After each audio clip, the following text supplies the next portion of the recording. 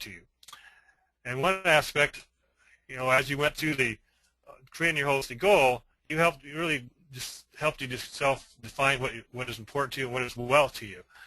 As you look at that, some people might want to be, debt-free and have, or you might want to spend time with family. And like I mentioned earlier, we went to North Dakota to visit family. Most people don't go on vacation to go to North Dakota in January, and it's going to potentially to be minus 40 degrees. But that was a important time. We want to go visit grandkids and somebody's daughter, and so that was why we went there at that time. And it was there's other things that can be more important to you as well. And one of the aspects that's important to me is leaving the land better than it is when I started managing it, and whether through enhancing the diversity of plants or the vigor of the plants or increasing the amount of wildlife, whatever it may be. All those things are important, and that they need to balance those with the money aspects of your decision-making process. And that's where I think the holistic management process works well when you have your holistic goal and your vision. Either it's through holistic management or you go through building a sustainable business. It also goes through some visioning aspects, and having that clear foundation, I think, is really important. And some of the ways that holistic management helps you to work through that process, again, as I mentioned, is that it's based on a holistic goal. You've clearly just stated what's important to you, and it really raises that level of awareness of what you value. And it also helps you really overcome some of those human tendencies helps you to think before you buy and not do those impulse purchases, because you're looking at how is that action moving you toward your holistic goal. Even though you might not individually test each decision you make, in the back of your mind is what you really truly want. And it helps you really move from the constraints of a budget to really looking at how you invest your time and money in creating what you want. And I think that's really a shift in your thinking, and it may not seem that big of a deal, but I think it is. It's just to really look at how you look at it as use your money and your time as an investment, and I think that's an important way of looking at it. And also, one of holistic management looks at really as I mentioned earlier, broadening your focus to look at not just the profitability, but also the economic and social aspects of your decision. And one aspect that many small businesses fail to forget to do, and that is to really account for their time and to pay themselves first.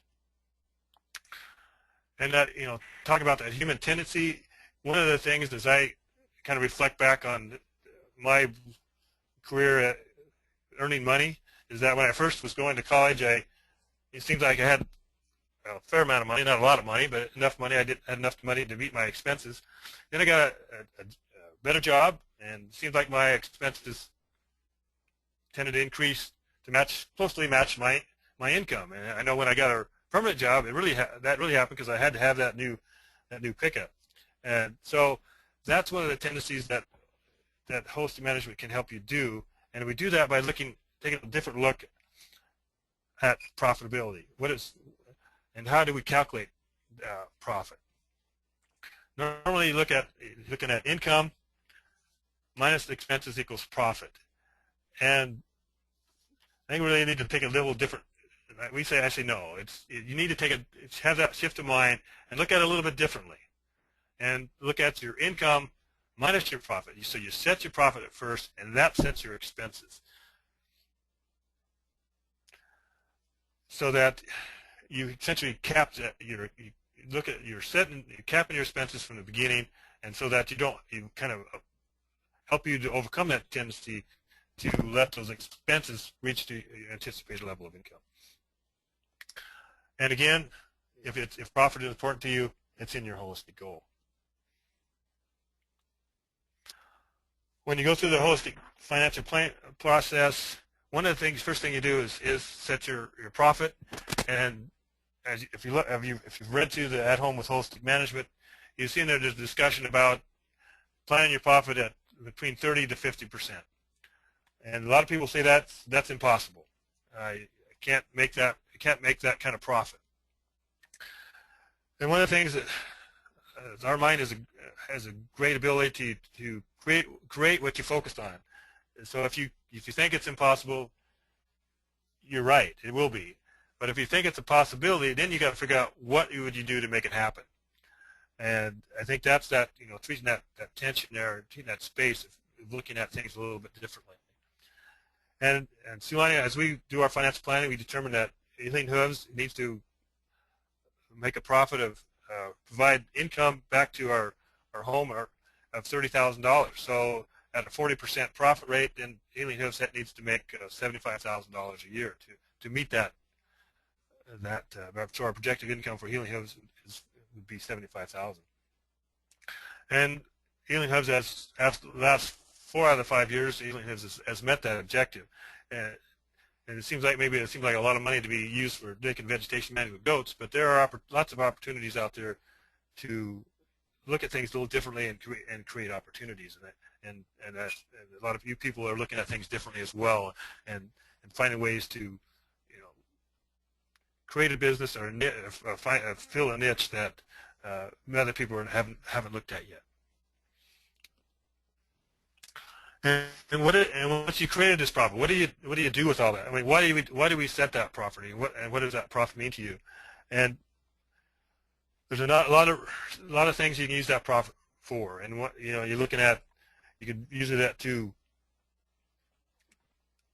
invest, for your retirement. You can also, for example, you invested part of your money into this webinar because you felt you needed to enhance a skill. So you invested your time as well as your money to enhance the skill and looking at helping you in financial management and profitability.